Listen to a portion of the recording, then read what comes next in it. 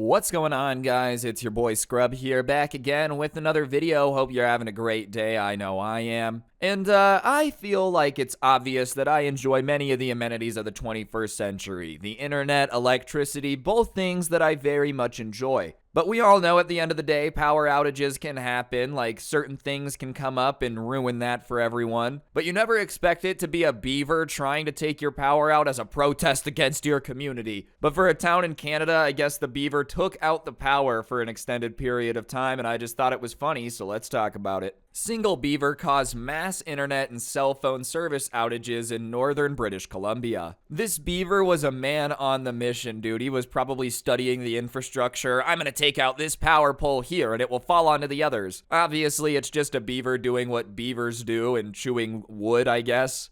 I don't really know. They build dams and eat wood. Like, that's kind of all they do. I think beavers are hilarious because, like, if you didn't know about beavers, they're hyper-territorial. They're, like, very aggressive if you get near their territory. The guy had to come back out to put the cell service back up, make the power lines go back up. The beaver's just attacking them. Stay off my lawn! Mr. Beaver, please, no one has cell service. Officials have now identified a beaver as the cause of a June 7th outage, which left many residents in northwest British Columbia without internet, landline, and cellular service for more than 8 hours. The beaver gnawed its way through an aspen tree, which then fell on both BC hydro lines, and a TELUS fiber optic cable line strung along the hydro poles between Topley and Houston. Okay, I'm guessing finding out that the tree that fell onto the power lines was chewed by a beaver isn't that difficult. All you really gotta do is look at where the tree fell and go, oh, there's a lot of teeth marks. Something probably ate that. I get that. But how did they identify the specific beaver? I don't know how many beavers are in a square area, but did they round up all the cops and are like, okay, guys, every one of you's got to go out there and capture at least 4 beavers, and then we're going to do a lineup, and we're going to bring the power pole in, and it's going to identify which beaver attacked it. Like, how do they really know that it was this specific beaver that did it? Maybe it was the beaver attacking them when they went out to investigate, but I just think it's hilarious. What if they got the wrong beaver? I don't understand why these officers surrounded me and kidnapped me and took me in. I was just trying to build my dam in peace. I had nothing to do with the power outage. If my internet was out for 8 hours, I feel like that's enough time for me to try to call the cable company. Your phone line's out too, but bear with me. Let's pretend that they were able to get to the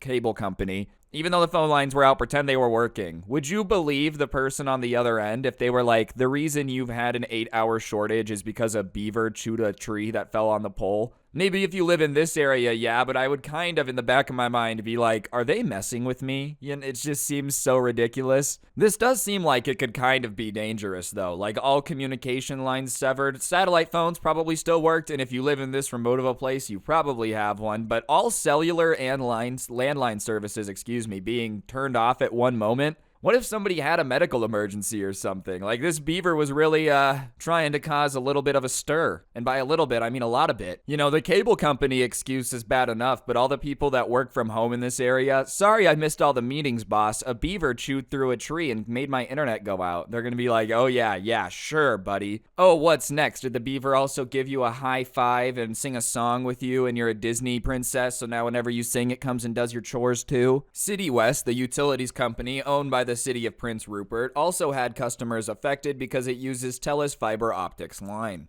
BC Hydro official Bob Gammers said news crews identified a beaver as the culprit because of chew marks at the bottom of the downed tree. The lines are located in a swampy area with high water levels, and there was some difficulty assessing the site. It's unusual, but it does happen every once in a while, so I wouldn't be a rich man if I had a nickel for every beaver outage, but they do happen. What if it's just like a secret band of beavers that don't like people in their territory, so they're running around like biting all the power lines down? But we don't speak beaver, so we just capture them. They're like angrily yelling at us, get off my property! And all we hear is like, beaver noise, beaver noise, beaver noise. I'm just saying that if this occurred in a swampy area and it took them a while to get to the site, then whatever did chew it could have left. Can we confirm that it's not a Bigfoot? I'm just putting this out there. Bigfoot could probably pretend to be a beaver and chew down the power line just to mess with us. Either that or Shrek. It did happen in a swamp, you know. Him and Donkey were messing around, accidentally broke it. Donkey, we have to put the power line back up, or make it look like a beaver. Otherwise, they'll be angry at us. Can you confirm that it was not Shrek? No. You think it was a beaver, but if it was something that just made it look like a beaver, we would never be the wiser. Da-na-na-na-na-na-na. I feel like getting to a downed power line in a very watery, swampy area is just next level dangerous too. Do the guys get hazard pay when they're doing this? Go out to the middle of nowhere and just stomp around in electrified water until you figure it out? Better hope your rubber boots are insulated, otherwise you're gonna have a shocking experience. Zzz. That one was horrible. I'll probably edit that one out. I might leave it in, but that was a really bad joke. So they do have a protocol for Beaver outages, though. If I had a nickel for every time it happened, I wouldn't be a rich man, but it does happen. Does that mean their standard procedure? Enter the area of the beaver with an offering of peace. At least 37 pieces of salami. Yes, beavers don't eat meat, but they take the salami back to their lair because they love the scent. Then proceed to the power line. Ask the beaver politely if you can put it back up, and usually they will assist you. The felled tree did result in a fire, which was responded to by members of the Topley Volunteer Fire Department. While some enjoyed the unconnected afternoon, the service outage created stress for others because many businesses could only accept cash. It was a real nuisance. Nobody usually carries cash anymore, said Brett Johnson, auto technician at the Petro-Canada gas station at the intersection of Highway 16 and 37